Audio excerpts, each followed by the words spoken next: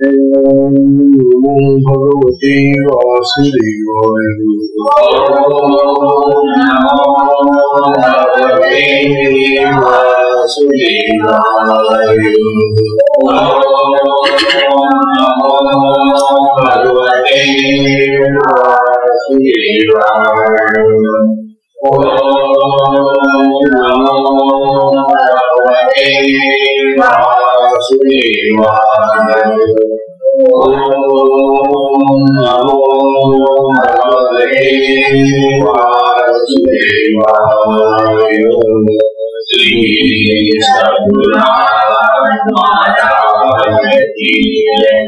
अवधूत चिंतन श्री गुरुदेव दत्त परम पूज्य श्री सद्गुरु संत ज्ञानेश्वर महाराज की जय।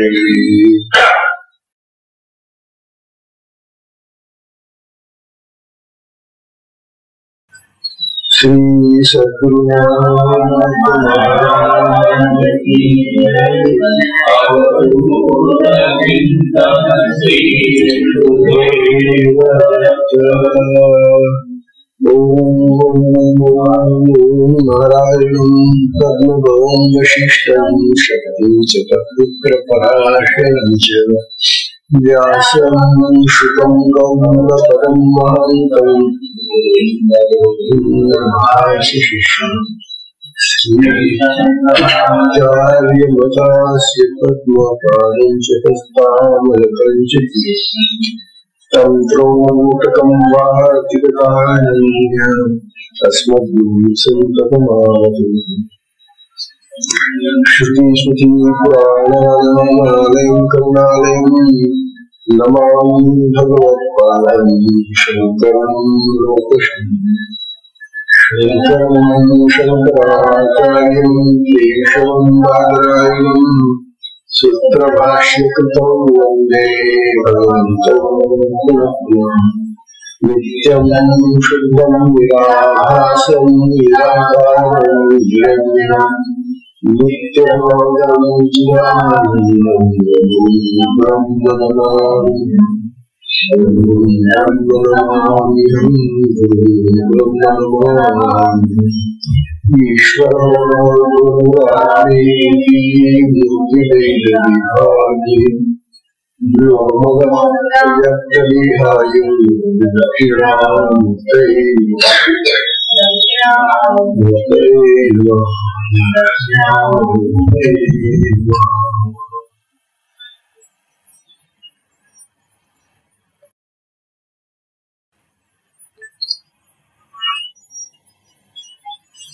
श्री सद्गुरुनाथ महाराज की जय।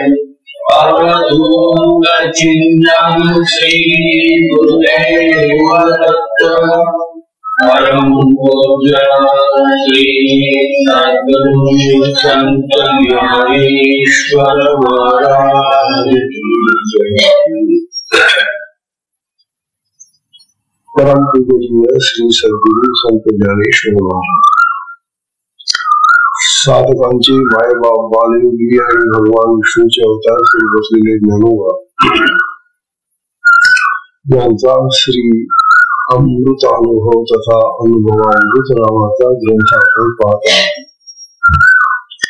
या ग्रंथाचं हे 6वं प्रकरण सुरू आहे, शब्दखंडन। आतापर्यंत ज्या ओव्या आपण वाचल्या त्या ओव्यांमध्ये ज्ञानोबांनी शब्दाचं महत्व सांगितले, शब्दाची स्थिती काय दिली, शब्दाचं महत्व सांगितलं, शब्द कसा अपरोपकारी आहे, शब्द किती उपकार करणार आहे, अशा प्रकारे या शब्दाचं श्रेष्ठत्व दाखवलं। हा शब्द सूर्यापेक्षाही कसा श्रेष्ठ आहे याचं काल दाखवलं। आता या 12व्या ओळीपासून ज्ञानोबा आपल्या या शब्दाचं खंडन करत आहे। हे खंडन ऐकणं अतिशय महत्वाचं आहे। स्थिती तर चांगली आहे त्याची, परंतु त्याबरोबरच हा शब्द कसा अनुपयोगी आहे, उपयोगी नाही, हे ज्ञान आपल्याला सांगते.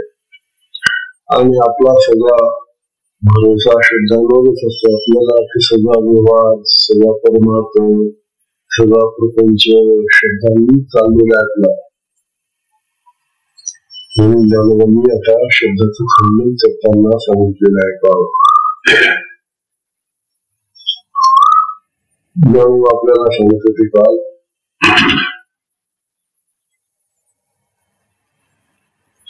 शब्द हा स्मरणदानी आहे. 12 अशी बात आकरण घडी बघली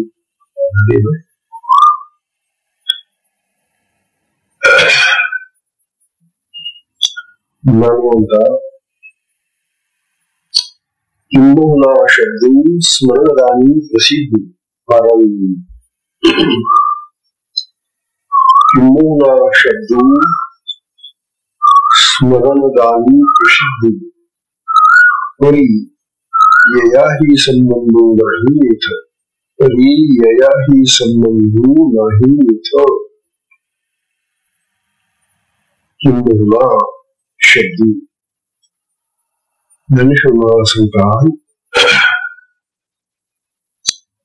किंबहुना म्हणजे फार काय सांगावं, किती सांगावं. हा शब्द जगातील इतर कोणत्याही पदार्थाचं अर्थाचं स्मरण करून देणारा आहे. जगातील हा शब्द जगातील कोणत्याही पदार्थाचं, कोणत्याही अर्थाचं, कोणत्याही वस्तूचं, कोणत्याही स्थितीचं स्मरण करून देण्यास समर्थ आहे. स्मरणदानी प्रसिद्ध, स्मरणदान करण्यामध्ये फार प्रसिद्ध आहे हा शब्द. आणि आपली बरीचशी जी कर्म घडतात त्या कर्मामध्येही साधे या शब्दांच बोलण्याशिवाय आपल्याला काहीच करता येत नाही. कितीतरी वेळेला आपण काही सांगत असतो, याला त्याला याला त्याला याला त्याला याला सांगण्याने फार चालतो. म्हणून हा शब्द फार उपकारी आहे असं ज्ञानोबा सांगतात. परंतु ययाही संबंध नाही येथे, परंतु याचा या ठिकाणी संबंध नाही. कुठे संबंध येत नाही आता ते सांगणार. ययाही म्हणजे या ठिकाणी, या ठिकाणी म्हणजे ब्रह्माच्या ठिकाणी, आत्म्याच्या ठिकाणी, परमात्म्याच्या ठिकाणी शब्दाचा काहीही संबंध येत नाही. आत्म्याची आठवण शब्द करू शकत नाही. आपल्याला आत्म्याची आठवण पडली तर आपण असं म्हणतो की आपल्याला शब्दाने त्याची आठवण झाली, पण चुकीचं आहे. ज्ञानोबा सांगतात आत्म्याची आठवण आम्हाला कधीच होऊ शकत नाही. हा, आणि आम्ही तो विसरलेलो असतो, आम्ही ते देहावर असतो. देव भावावर असलेल्या जीव भावावर असलेल्या आत्मा जो आहे तो फार विसरून गेलेलो, त्याच्याकडे आमचं लक्ष नाही. हे कसं आम्हाला देहाची आठवण होती, जीवाची आठवण होते आणि त्या जीव भावावर मी काम करतो. पण तो जो खरा मी आहे तो आत्मा आहे. त्या आत्म्याला मी कधीच म्हणत नाही. हे कसं हो, आम्ही सगळे लोक तर देहालाच मी म्हणून जातो, पण त्या आत्म्याची तर आम्हाला आठवणच होत नाही. मग या आत्म्याची आठवण आम्हाला कोण करून देतो असा प्रश्न विचारला. तेव्हा ज्ञानेश्वर महाराज स्वाध्याय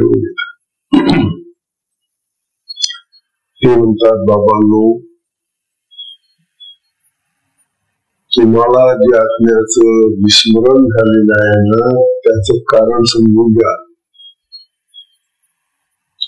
आत्म्याचं विस्मरण का झालं?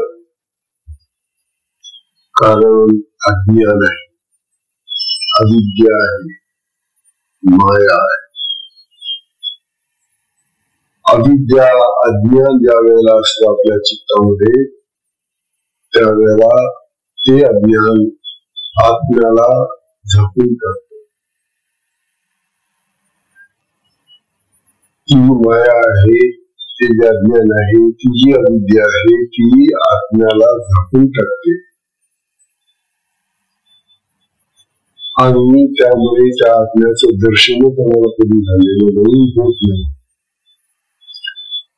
त्यामुळे अज्ञानामुळे आम्हाला विस्मरण होऊन जातं. मग आत्म्याचं दर्शन कशाने होईल? शब्दाने. जो पदार्थ अविद्येने, अज्ञानाने झाकलेला आहे,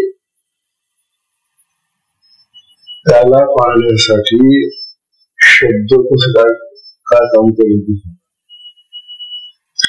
अशी कल्पना करा. आता ही वाटी येतात आणि आम्ही या फडक्याने झाकून ठेवली.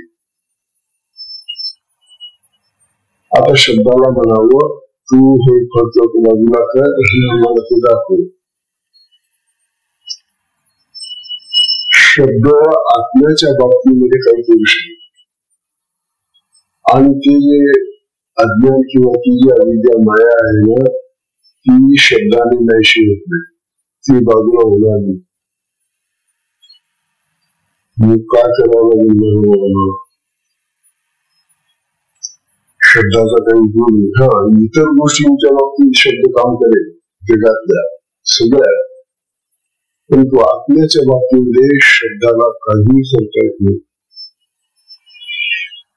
तर शब्दाचा काही संबंधच नाही. जिथं वाणीचा संबंध नाहीये, जिथं शरीराचा संबंध नाहीये, मग तिथं शब्द हाताळी आपल्या वाचेतून निर्माण होणारा आहे ना. आणि तो पंचमहाभूतातला गुण आहे. तेव्हा अशा त्या शब्दाला त्या आत्म्याच्या जवळ काहीच स्थान नाही, ते जाऊ शकत नाही तिथे. आणि म्हणून आत्म्याचं स्मरण शब्दाने होत नाही. हे आता लक्षात घ्या, हे ज्ञानाला समजलं. बरं,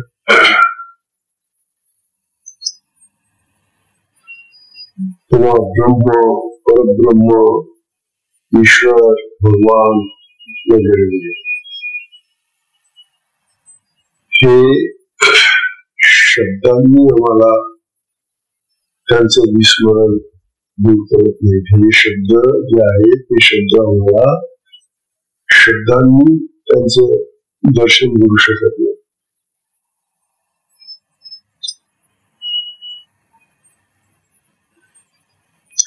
तेव्हा आधी अज्ञान दूर करा. तेव्हा एक दिवा जळून जायला कंदील आहे, कंदील लावलेला आहे मी, आणि त्या कंदिलाला कान घातलेला आहे, आणि तो दिवा कंदील मोठा केला आहे. वात थोड्या वेळाने काय होतं की वात मोठे केल्यामुळे त्याचा जो काजळाचा भाग असतो त्याला चिटकून जातो त्या काचेला. आता काचेला चिटकल्यामुळे काजळ तो मधला दिवा ज्योत दिसत नाही. ज्योतीचं दर्शन आम्हाला त्या काजळामुळे, ते जे आवरण आलेलं आहे त्या आवरणामुळे दिसत नाही. तिथं आम्ही किती शब्द वापरले, किती प्रार्थना केली, काही दुसरं किती केलं तरी सुद्धा ते काजळ बिघडूचा नाही. त्याला काय करावं लागेल? पुसावं लागेल ना. ते काजळ पुसल्याशिवाय तो का स्वच्छ होणार नाही, का स्वच्छ झाल्याशिवाय ज्योती दिसणार नाही. आत्म्याचे तसंच आहे. आत्म्यावर आवरण येतं, आणि हे आवरण येतं अज्ञानाचं, अविद्येचं. अविद्येच्या आवरणाने तो आत्मा झाकला जातो आणि जसे ढग झाले म्हणजे सूर्य झाकला जातो की अगदी हुबेहूब तसंच आत्म्याच्या पुढे हे सगळं अविद्येचं आवरण तयार होतं आणि त्या अविद्येमुळे आम्हाला तो आत्मा दिसत नाही, त्याचं मग आम्हाला स्मरण होत नाही असं आम्ही म्हणतो. ज्ञानोबा सांगतात या ठिकाणी तो शब्द तुमचं आवरण दूर करू शकत नाही अविद्येचं. अशा वेळेला ते आवरण दूर करण्यासाठी, ते अज्ञान दूर करण्यासाठी ज्ञानाची गरज आहे, त्याच्या विरुद्ध शक्तीची ज्ञानाची गरज आहे ना. ज्ञानाने अज्ञान दूर होईल, श्रद्धाने नाही. म्हणून जाणू आपल्याला आता या सगळ्या प्रकरणामध्ये आत्म्याचा संबंध या शब्दाशी मुळीच नाही, कशाशीच नाही त्याचा संबंध.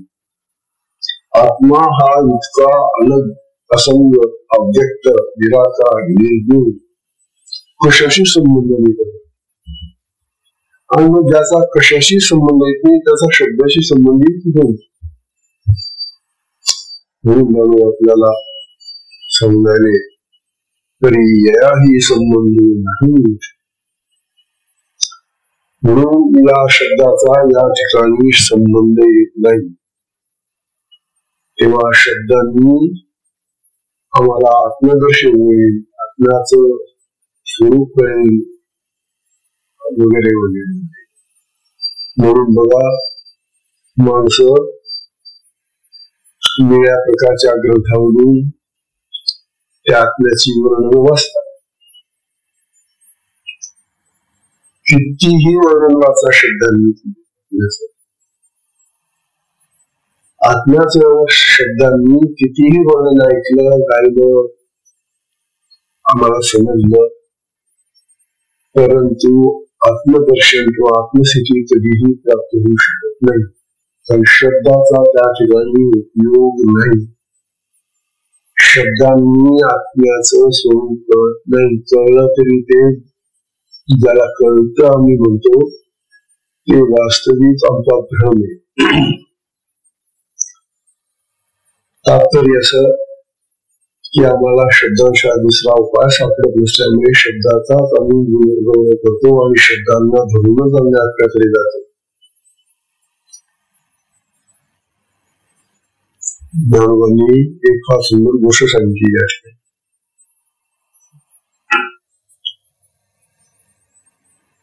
आत्मवस्तूचं विस्मरण होत नाही. आत्म्याचं कधीच विस्मरण होत नाही. आता ही गोष्ट आता ज्ञानोबा आपल्याला सांगताय. मग का हो आम्हाला आता जो आत्मा आठवत नाही आणि जे आम्ही शरीरच आठवतो, मग हे कसं? तर आता सांगितलं की ते अज्ञान आहे आणि ते अज्ञान दूर करत. अज्ञान दूर केलं की मग विस्मरण गेलं असं ज्ञानोबा. आता ज्ञानोबा आपल्याला म्हणताय आम्ही परमार्थ करतो ना, आम्ही आता संसारातून परमार्थकडे चाललो ना देवा. हा संसार म्हणजे अज्ञान आहे ना, अविद्या आहे. संसार म्हणजे अज्ञान, अविद्या, माया, याच्यामध्ये आम्ही गुंतलो की परमार्थ चालला लांब. म्हणून आम्ही आता संसारातून निघून परमार्थाकडे चाललोय ना. मग ही जी आमची अवस्था आहे आता संसारातून परमार्थाकडे जाणे बर का.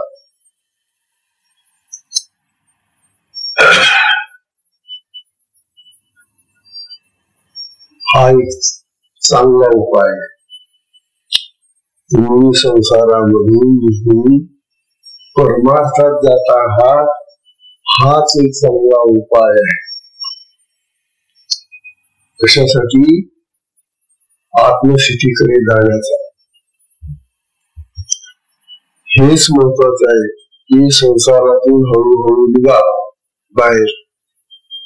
आणि आत्म्याकडे चला, परमार्थाकडे चला. म्हणजे साधन काय आमचं जो आता जायला तिकडे, आणि साध्य काय? साधन संसार आहे आमचा, साधन संसार, संसारातून निघायचं तिकडे, आणि साध्य काय? परमार्थ.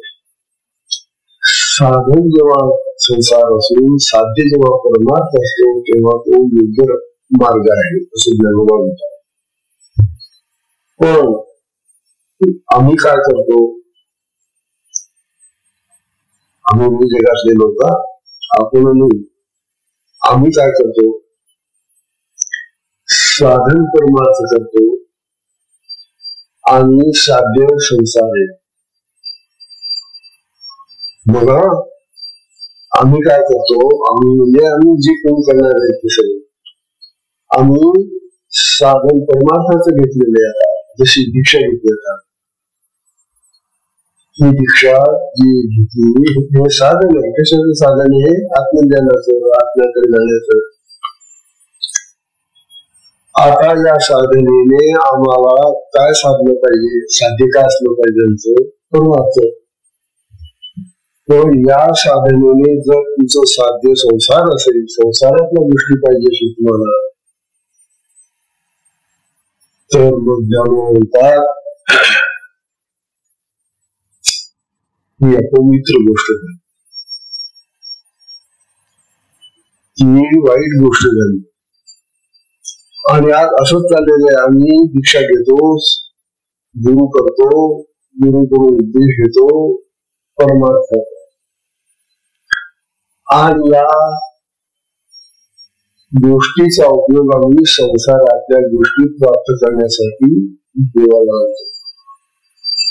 गुरुजवळ सुद्धा संसाराच्या गोष्टी आम्हाला प्राप्त व्हाव्यात असं वाटतं. तुम्हाला नोकरी लागण्याच्या मुलाचं लग्न व्हावं, मुलीचं लग्न व्हावं, त्यांना असं हुंडा मिळावा, त्यांना असं व्हावं, त्यांना असं व्हावं, असं व्हावं, हे मिळावं, ते मिळावं. याच मागण्या असतात तुमच्या गुरुकडे आणि त्या परमार्थातल्या गोष्टी. असं जर तुम्ही करणार असाल, तुम्ही साधन घेतलं परमार्थाचं आणि साध्य करू इच्छिता संसार, संसार प्राप्त करू इच्छिता, ही गोष्ट अतिशय चुकीची करता तुम्ही. परमार्थ करूच नका ना, संसारात करा ना. जन्म होता संसार करा म्हणून नुसता परमार्थ कशाला घेतला तुम्ही? परमार्थाचं डोक्यावर घेऊन तुम्ही संसारात चालला, चुकीचं आहे. कारण हा जो परमार्थ आहे तो आपल्याकडे जाण्याचा मार्ग आहे. परमार्थाचं डोक्यावर घेतलं, परमार्थाचं समजायचं टोपली घेतली परमार्थाची, आणि त्याला पुढे विकायला बाजारात संसारात कोण घेणार आहे तुमचं? तात्पर्य असं की साधन आणि साध्याचा विचार करा. हे भक्तांनो, हे साधकांनो, तुमचं साधन काय आणि साध्य काय? साधन म्हणजे ज्याच्याने आपण पुढे जातो ते, आणि साध्य म्हणजे जे मिळवायचंय ते. तुम्ही साधन का घेतलं आणि साध्य काय करता? म्हणून तुम्ही जरा विचार करा. परमार्थ हा साधन म्हणून जर वापरला, कशासाठी? संसाराचं. साध्य जर आमचं संसार असेल तर परमार्थाचा उपयोग साध्यासाठी करायचा नाही. ही महाराज मोठी अडचण आहे साधकांची काय आणि इतरांची सगळ्यांची. आम्हाला या परमार्थातून संसारातल्या गोष्टी हव्या असतात, आणि संसारातल्या गोष्टी जर आम्हाला प्राप्त करून घ्यायच्या असतील ती संसारच करा ना, परमार्थाला केला गुंताला. म्हणून ही चुकीची गोष्ट आहे, वेडेपणाची गोष्ट आहे असं ज्ञानोबा सांगून दिले. तेव्हा पवित्र आणि अपवित्राच्या गोष्टी समजून घ्या. परमार्थ हा पवित्र स्वच्छ शुद्ध सात्विक आचरणाचा मार्ग आहे.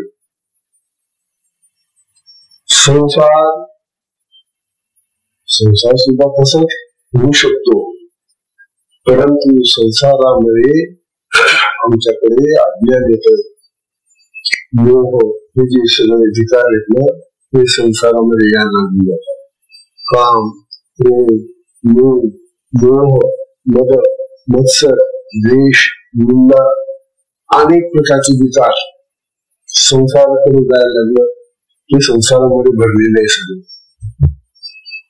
आणि अशा संसारामध्ये आम्ही पोहोचलो की मग त्या ज्ञानाला, देवाला, परमार्थाला आम्ही पूर्ण विसरून जातो. त्यांना अज्ञान भरतो. अज्ञानामुळे आम्हाला त्या दुसऱ्या मार्गाची आठवणच येते असं जन्म आपल्याला सांगून राहिले. तेव्हा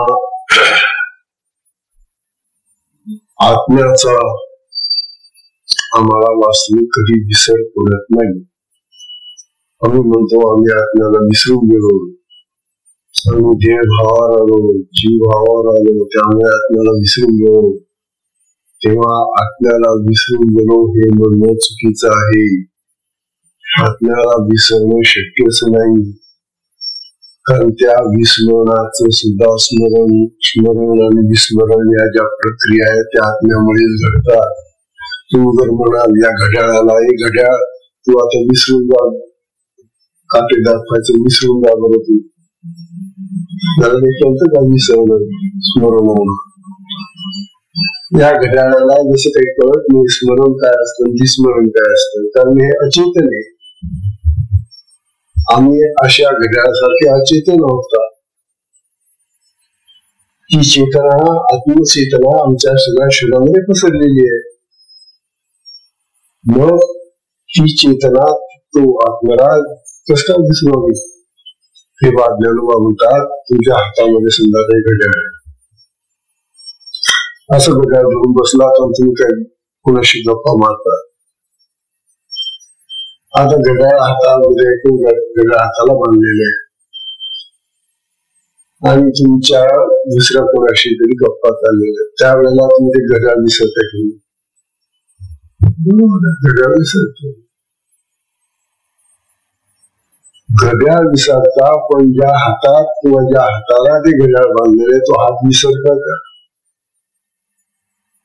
आता काय फरक झाला बघा तुम्ही. घड्याळ कुठे आहे?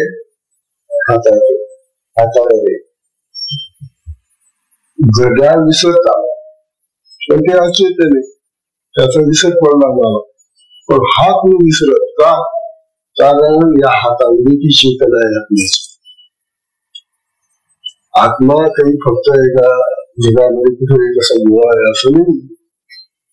आत्मा ही चैतन्य स्थिती आहे आणि तो चैतन्याचा प्रवाह आमच्या देहामध्ये सर्वत्र आहे, कणाकणात येतो.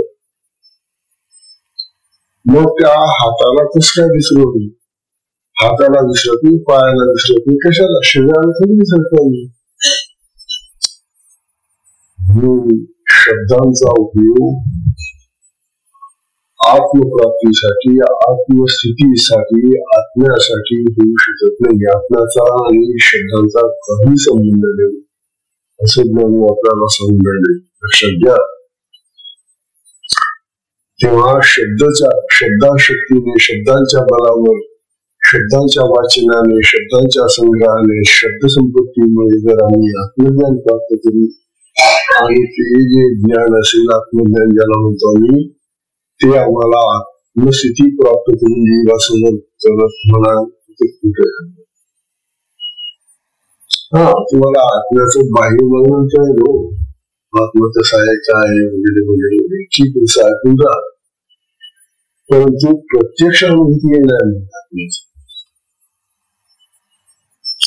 अशा प्रकारे ज्ञानोबा इतर बाबतीत, जगातल्या वस्तूंच्या बाबतीमध्ये तो शब्द काम करतो, परंतु आत्म्याच्या बाबतीमध्ये शब्द समर्थ आहे. आत्म्यामध्ये जाण्यासाठी शब्दाला शक्ती नाही. हा विचार ज्ञानवानी आपल्याला फार महत्वाचा सांगितलेला आहे. आता ज्ञानोबा म्हणतात, आत्म्याचे आम्हाला कधीही स्मरण होत नाही. आत्म्याचं विस्मरण होत नाही असं ज्ञानोबा आम्हाला वारंवार सांगून राहिला. या ठिकाणी पुस्तकामध्ये उदाहरण दिलेले आहे. बायको आपल्या नवऱ्याला विसरते का हो? अरे जिथं ती बाई आहे, ती बाई इतर जे दुसरे नातेवाईक आहे त्यांना विसरून जाईल, है की नाही? पण पतीला विसरत नाही. जिथं एक बाई आपल्या पतीला विसरत नाही,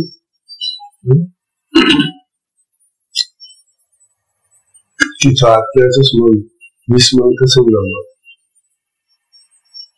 आत्मा तर त्या पतीपेक्षा आम्हाला जवळचा आहे, नाही का? त्या बाईला जवळचा आहे, कुणालाही. आत्म्यामुळे हे सगळं कार्य सुरू आहे ना. मग तो आत्मा आम्ही कसा विसरू? तेव्हा आत्म्याला जर आम्ही विसरतच नाही, मग त्याचं स्मरण करण्यासाठी शब्दाची काय गरज आहे? असं ज्ञान होत. ज्याचा कधी विसरच पडत नाही मला, त्याचं स्मरण करण्यासाठी शब्दाची काय गरज आहे?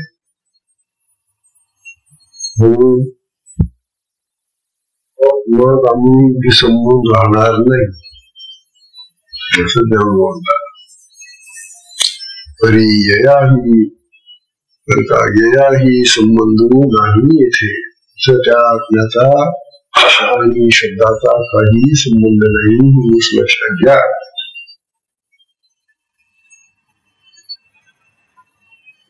आता प्रश्न असा आला की ज्ञानोबा म्हणतात की मग जेव्हा आम्हाला असं आत्म्याबद्दल विस्मरण होतं, आम्हाला असं वाटतं की मी विसरून गेलो होतो आत्म्याला, असं आम्हाला वाटलं होतं, तर त्याचं कारण म्हणे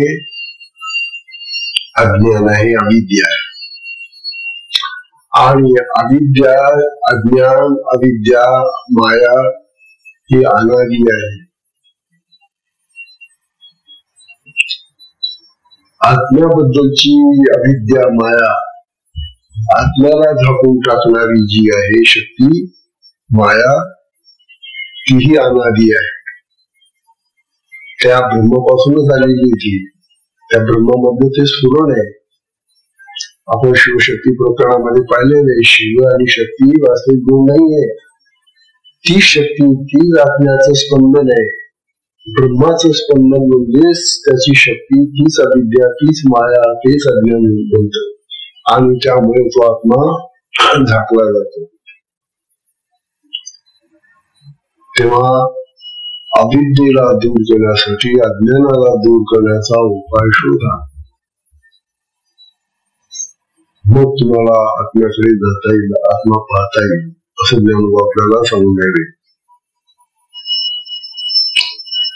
लोक म्हणतात आम्ही वेदांचा अभ्यास केला, उपनिषदांचा अभ्यास केला, शास्त्र ग्रंथ वाचले, आम्ही इतके ग्रंथ वाचलेत, आम्हाला आता ज्ञान झालेले.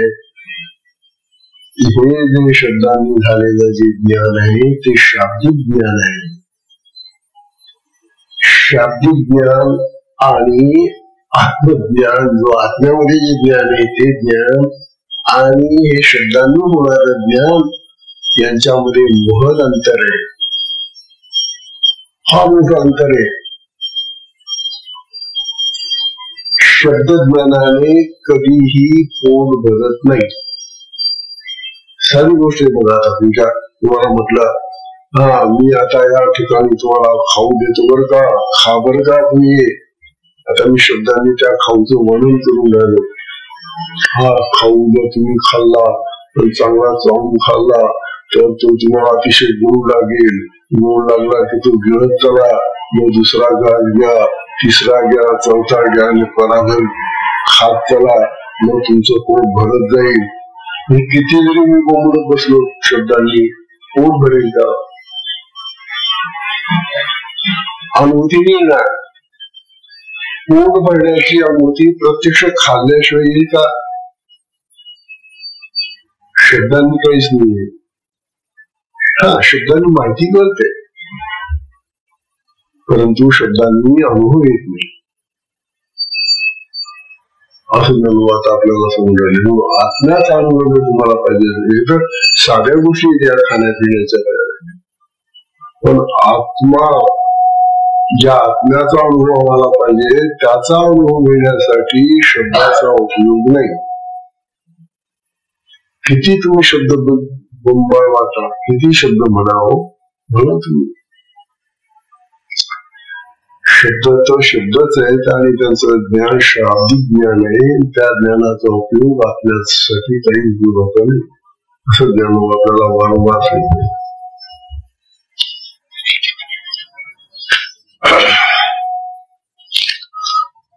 आता ज्ञान म्हणतात 13व्या ओळीपासून आता शब्दखंडनाचा प्रकार सुरू झालेला आहे. ज्ञानोबा सांगतात 13वी ओळी पाहता,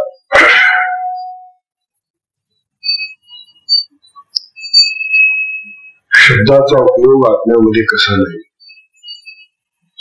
आत्मया बोलाचे काहीची उपयोगा नव्हते. आत्मया बोलाचे काहीची उपयोगा नव्हते. स्वसंविद्या कोणाचे ओझे आठी. स्वसंविद्या कोणाचे ओझे आठी. एवढी तशी सोपी पण आहे, पण ती तात्विक भूमी आहे. आत्म्याच्या बाबतीत ज्ञानोबा सांगेल आपल्याला, आत्म्याला शब्दाचा कसा काहीच उपयोग नाही ते सांगतायत. कारण आत्मा स्वयंप्रकाशी आहे. आत्मा स्वसंवेद्य आहे. आत्मा कुणावरही अवलंबून नाही. कशासाठी? साधी गोष्ट आहे. आत्मा कुणावरही कशासाठीही अवलंबून नाही. उलट सगळ्या गोष्टी आत्म्यावर अवलंबून आहेत. सगळ्या इतर जेवढ्या गोष्टी मिळून आहेत आपल्या देहाच्या, त्या सगळ्या आत्म्यावर अवलंबून आहे. कसं? सगळ्या देहाच्या गोष्टी आत्म्यावर कशा काय अवलंबून आहेत असं जर कोणी विचारलं, कसं काय? बरोबर आहे, तुम्ही खाण्याची सगळी तयारी केली, एका माणसाला कधी फार आवडायची, तर कुठेतरी त्यांनी चांगली कधी खाल्लेली होती आणि अलीकडे दारांमध्ये कधी होत नाही. त्यांचं सगळं दूध डेअरीमध्ये चाललं जातं आणि डेअरीत गेल्यामुळे मग कुठे ताप निघेल. दूधच नाही राहिलं तर दही कसं होईल, आणि दही नसलं की ताप नाही, ताप नसलं तर कधी नाही, आहे की नाही? त्या माणसाला कधी फार आवडायची. पुष्कळ तो म्हणायचा, आपल्याला काय करावं घरात, कढी खायची खूप इच्छा आहे, कढीची खाल्ली नाही आपण, कढी खायची, कढी खायची. आता शब्द येते कढी खाणं, कढी म्हणजे पदार्थ आहे आणि तो खायचा. आता त्याने पुष्कळ आपल्या त्या घरातल्या लोकांना सांगून पाहिलं की अहो करा ना एखाद्या दिवशी कढी, करा ना, माझी इच्छा पूर्ण, मला तिची फार आठवण येते ना. घरातली बायका ती म्हणत, दूधच म्हणत नाही तुम्हाला, तुम्ही कढी कसं काय करणार? मी कशाची करू कढी? योगायोगाने कुठल्या तरी शेजारच्या बाईकडून त्यांना ताक मिळालं, तर त्यांच्याकडे असेल म्हशी जाय वगैरे काहीतरी, त्यांनी ताक दिलं विचारेल. शेजाऱ्यांनी कुठले शेजाऱ्यांना ताट दिल्याबरोबर त्या बाईला वाटलं की आपला पती कधीपासून कढी मागतोय, म्हणून तिने कढी तयार केली. छान कढी केली बिचारीने. वाढली कढी, बसला पाठावर आता आणि पहिला फुलका घेणार कढीचा, तेवढा हार्ट अटॅक आला. काय झालं? Heart attack. खाता खाता गेला बिचारा, पडला. कढी तोंडालाही लागलेली, सवय सुद्धा घेतलेली. आता कढी आली असून सुद्धा खाता आली नाही. का नाही खाता आली? कारण जो खाणारा आहे, कढी खाणारा, तो म्हणून गेला द्या. आपल्याला वाटतं मी खातो, अरे तू काय खातो? तुझ्यामध्ये असलेला जो आत्मराज आहे ना, तो खातो ना, त्याच्यामुळे तू खातो रे. तोच गेल्यामुळे ती कढी जरी असली तरी कोण खाईल तिला? तू खाऊ शकशील का तिला? आता त्या मेलेल्या माणसाच्या तोंडात समजा त्या बाईने कढी जरी टाकली, खाणं थोडीशी, त्याला चव लागेल का?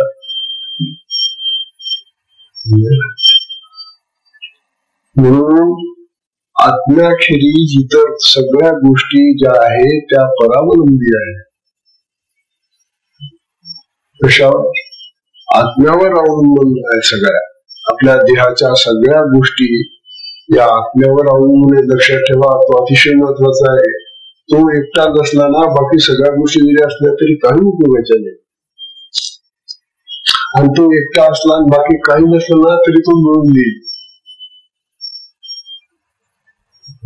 तो एकटा जरी असला आत्मा आपल्या देहामध्ये आणि बाकी काही जरी आपल्याला नसलं तरी सुद्धा त्याच्यामध्ये इतकी संपत्ती भरलेली, इतकी ताकद, इतकी शक्ती आहे त्याची, की तो आपल्याला सगळं मिळून देईल.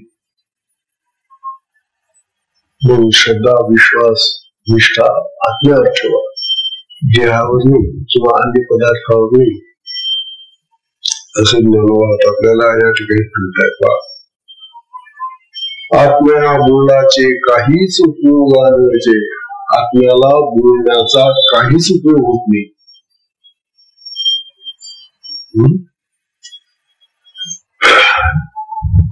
कारण आत्मा हा स्वयंप्रकाशी, स्वयं शक्तिमान, स्वयं आहे. तो स्वतः स्वरूप करणारा आहे. आणि म्हणून तो कोणाचे उपकार घेत नाही. त्याला कोणाचीही गरज नाही. गरज कोणाला असते? साधी गोष्ट व्यवहारामध्ये सुद्धा ज्याच्या जवळ कमतरता असते त्याला गरज असते की हे तर खरं की नाही. आपल्या घरात पैसा नाही, आपल्या घरात धान्य नाही, आपल्या घरात चहा नाही, आपल्या घरात आता साखर नाही, आपल्या घरात अमुक नाही, टमुक नाही, टमुक नाही. या गरजा आपल्याला संसारामध्ये आहेत. आत्मा हा स्वयंपूर्णाने सगळा भरलेला आहे खजिना. अजून जिथे सगळं भरलेलं आहे त्याला काय गरज आहे कोणाची? ते कोणतरी मागेल का मला अमुक द्यावं? तो जर कोणाकडूनच काय मागत नाही ते शब्दाकडून काय मागेल? अन्य शब्द तरी त्याला काय देईल? म्हणून शब्दाचा उपकार आत्म्याला माहिती नाही. तो इतर गोष्टीमध्ये उपकारक असेल, परंतु आत्म्याच्या बाबतीमध्ये शब्दाचं काही चालत नाही, काही संबंध नाही आत्म्याशी त्याचा. असं ज्ञान आपल्याला आता समजून आले. हा सुंदर भाव. आत्मा शब्दाचं ओझ, शब्दाचा उपकार कधीच घेत नाही. त्या शब्दाला जरी वाटलं किती की आपण आत्म्यावर उपकार करावे थोडेसे, तो तुझा उपकार घेऊन काय करू? अरे तुझ्यावर माझा उपकार आहे, माझ्यामुळे तू बोलतो. हे तर खरं की नाही. आपण जे शब्द आता बोलून राहिलो तो आत्मा आहे म्हणून आत्म्यामुळे शब्द बोलतो ना. पण कोणावर उपकार करतो? शब्दात्म्यावर उपकार करतो. असं काय बोलतं? आत्मा म्हणून शब्द बोलणार आहे. मग आत्म्याचा सगळ्यांवर उपकार आहे. म्हणून आत्म्याला ओळखा. महाराज आत्मा प्रमुख आहे, आत्मराज सगळ्यात श्रेष्ठ आहे, असे ज्ञानोबा आपल्याला म्हणतात.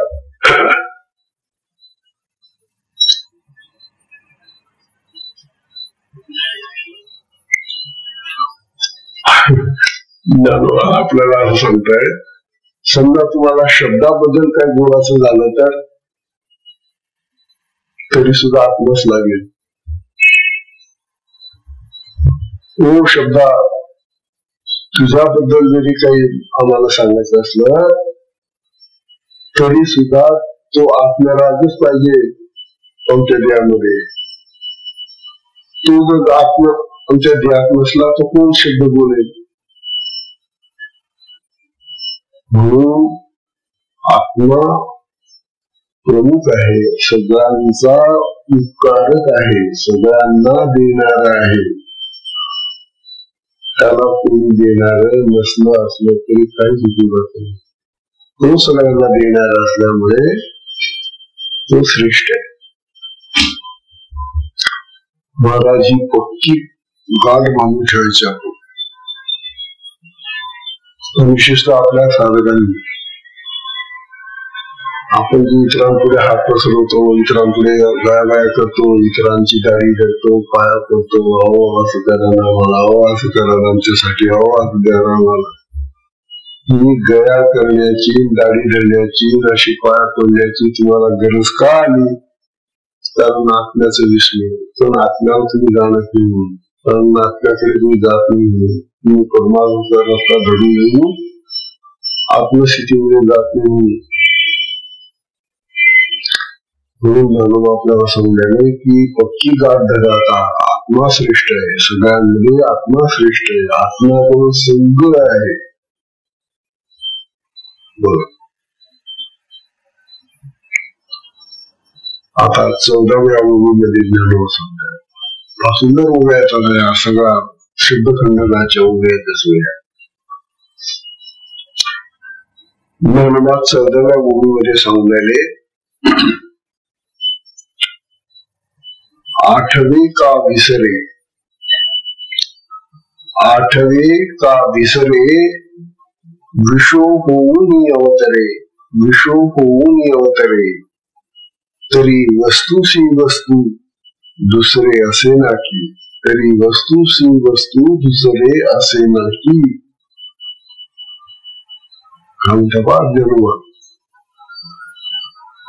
आठवे का विसरे.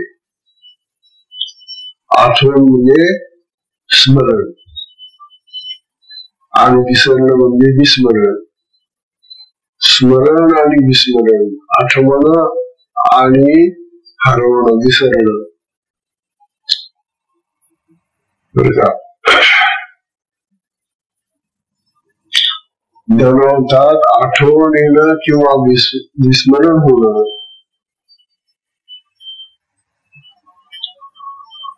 हे आत्म्याच्या ठिकाणी भाव नाही.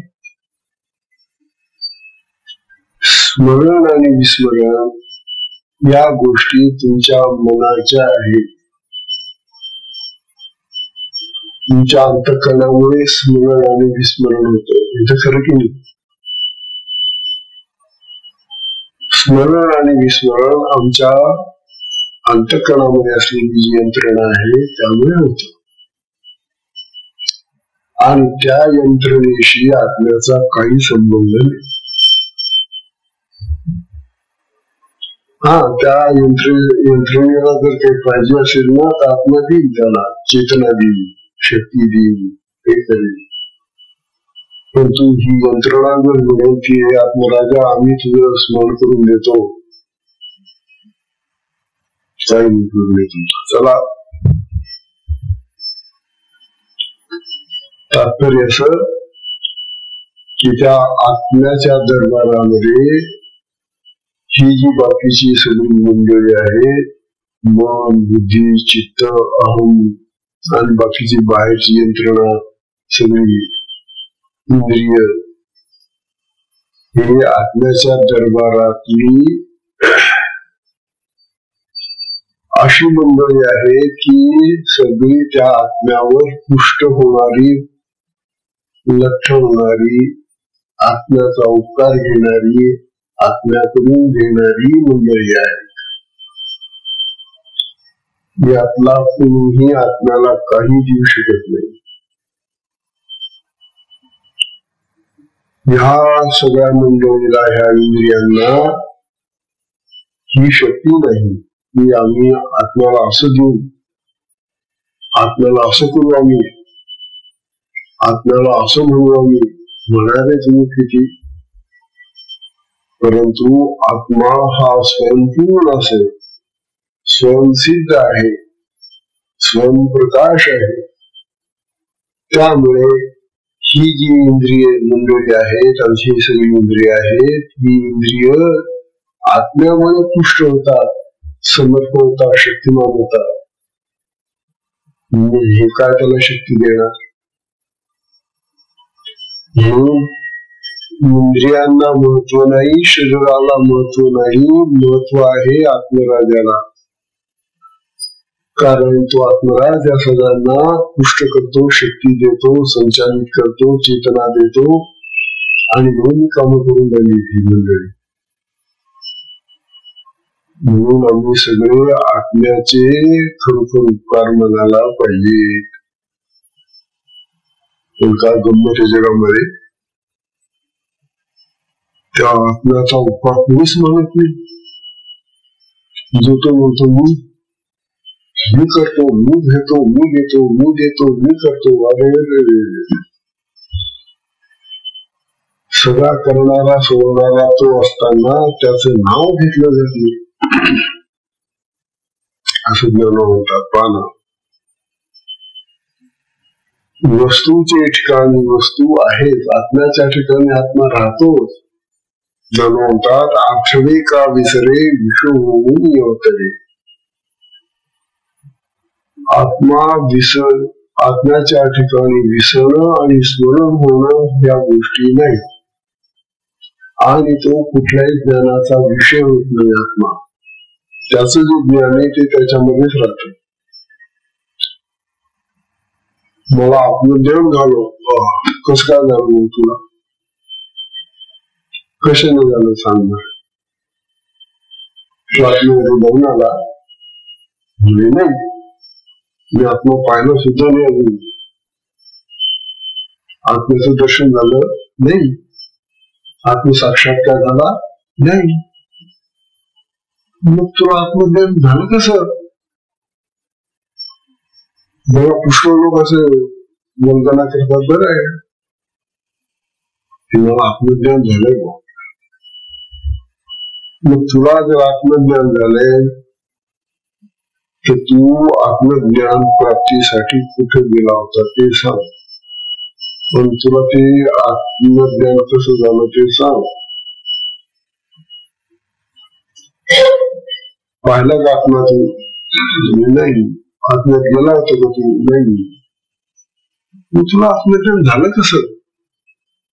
मी इतके ग्रंथ वाचले, वेद वाचले, उपनिषद वाचले, अमुक वाचले. मग आता कळ तुझं आत्मज्ञान हे फक्त शब्द ज्ञान आहे, आत्म्या संबंधीचं शब्द ज्ञान आहे, हे आत्मज्ञान नाही. म्हणून शब्द ज्ञानालाच आम्ही आत्मज्ञान समजायला लागून गेलो. हे जे पंडित शास्त्री वगैरे मोठे बरोबरे ज्ञानी लोक आहे, हे शब्द पंडित असतील, परंतु शब्दाने आत्मज्ञान होत नाही. शब्दाचा आत्मज्ञानाशी काही संबंध नाही. हे आता आपल्याला ज्ञान वाचून झाले. मारा तुम्ही गप्पा, लोकांना फसवा, लोकांच्या डोक्यावर काही आदळा, ते बिचारे तयार होत घेणायला. परंतु खरंच खरं हे आहे की आत्मा शब्दाने कळत नाही. शब्दाने जर आत्मा कळला असता तर सगळे लोक आतापर्यंत आत्मज्ञान होऊन गेले असते आहे की सगळे झाले असते आत्मज्ञानी. पण फार विरळा क्वचित एखादा आत्मज्ञानी दिसतो आम्हाला. असं का व्हावं? त्याचं कारणच हे आहे की आत्मस्थितीमध्ये गेल्याशिवाय आत्म्याचं ज्ञान प्राप्त होत नाही. ती स्थिती तेच चांगल्या वेळेला ज्ञानवानी वारंवार वारंवार वारंवार त्या चांगल्या 65 मध्ये सांगितलेले ना.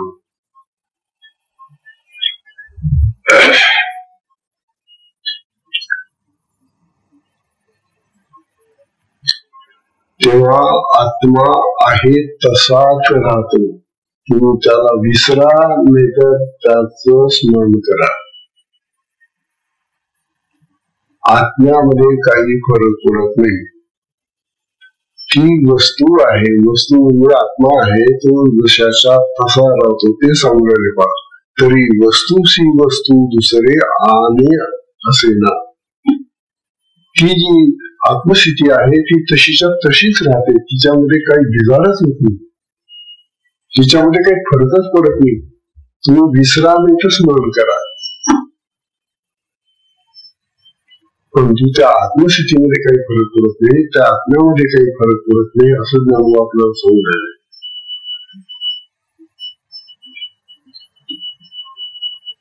तेव्हा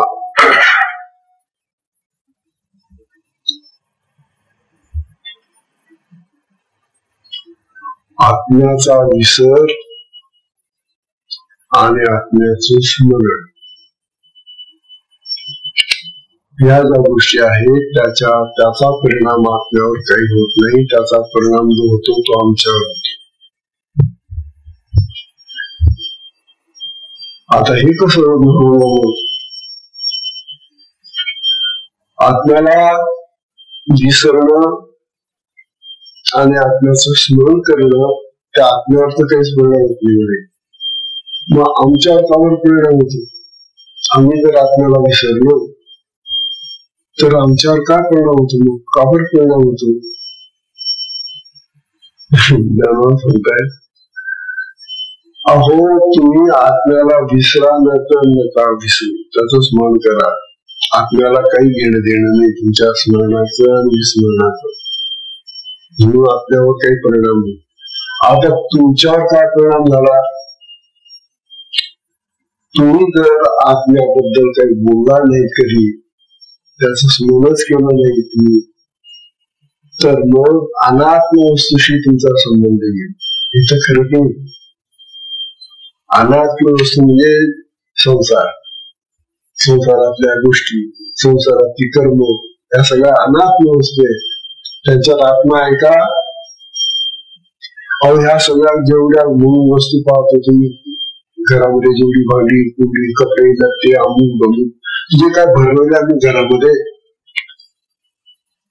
त्यांच्यामुळे आत्मा राहतो का? मग त्या सगळ्या अनात्म वस्तू आहेत. अनात्म म्हणजे आत्मारहित, अचेतन दुसरा शब्द. अचेतन वस्तूशी आमचा संबंध येतो. जर आत्म्याशी तुम्ही संबंध ठेवला नाही, विसरला तुम्ही आत्म्याला, आत्म्याचं स्मरण केलं नाही, तर त्याच्या ऐवजी तुमचं स्मरण चालतो मग अनात्म वस्तूशी.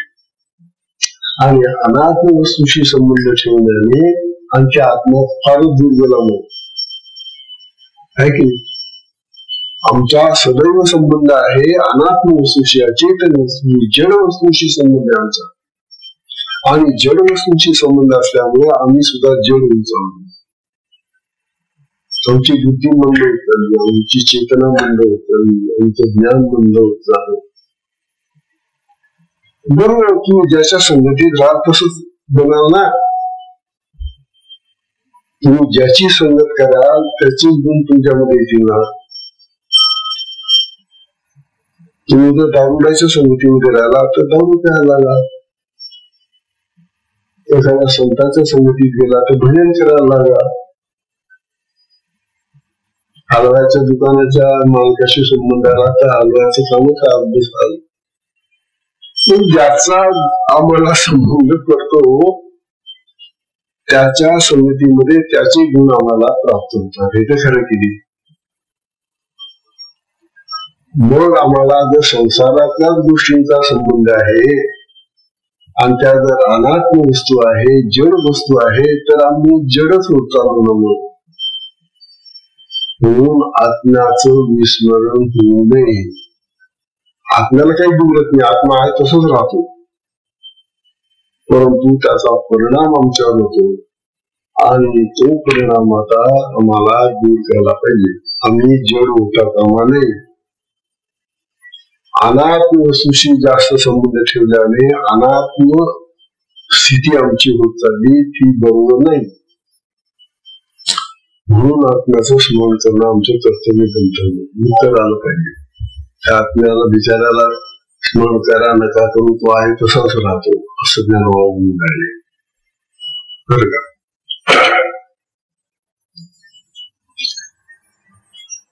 ज्ञानोबांनी आठवणीचे 3 प्रकार सांगितले. म्हणजे आपण आता आठवण करतो ना, ते 3 प्रकारचे. यथार्थ आठव. यथार्थ म्हणजे योग्य. योग्य आठव. योग्य आठवण करणं त्याला यथार्थ आठव म्हणतात. विपरीत आठव. उलटा.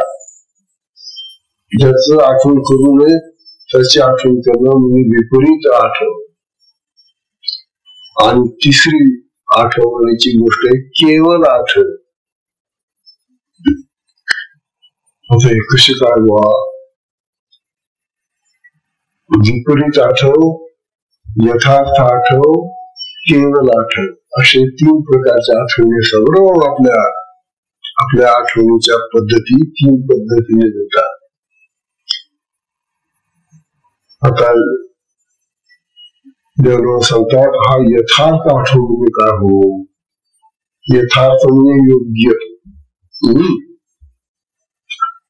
पाहता यथार्थ मी आत्मा आहे, मी ब्रह्म आहे, मी आत्मा आहे, मी ब्रह्म आहे, हा यथार्थ आठव झाला. योग्य आठव आहे की नाही? आणि आहोत आम्ही ब्रह्म आहोत, आम्ही आत्मा आहोत. अर्थ विपरीत आठव. मी देह आहे, मी माणूस आहे, मी स्त्री आहे, मी मुलगा आहे, मी असा आहे, मी पराक्रमी आहे, मी शूर आहे. है ना? आत्म्याला सोडून बाकीच्या जेवढ्या गोष्टी तुम्हाला आठवतील ना त्या विपरीत आठवत जमा. आठवही नाही, विस्मरणही नाही. अशी मधली जी स्थिती आहे ती केवळ आठव आहे. म्हणतात केवळ आठवणी तरी राहो, स्मरणही नको, विस्मरणही नको. अशी मधली स्थिती म्हणतात केवळ आठव. मला आठवतो नाही, मला विस्मरणही नाही. अशी जी मनाची स्थिती शांत आहे ती केवळ आठव आहे. म्हणून मी ब्रह्म आहे, मी आत्मा आहे, मी आत्मा आहे, अहम आत्मा असी असं म्हणाला मी. असं ज्ञान आपल्याला सांगतो. केवळ आठव कसा असतो ते आता तुकाराम महाराज सांगतात.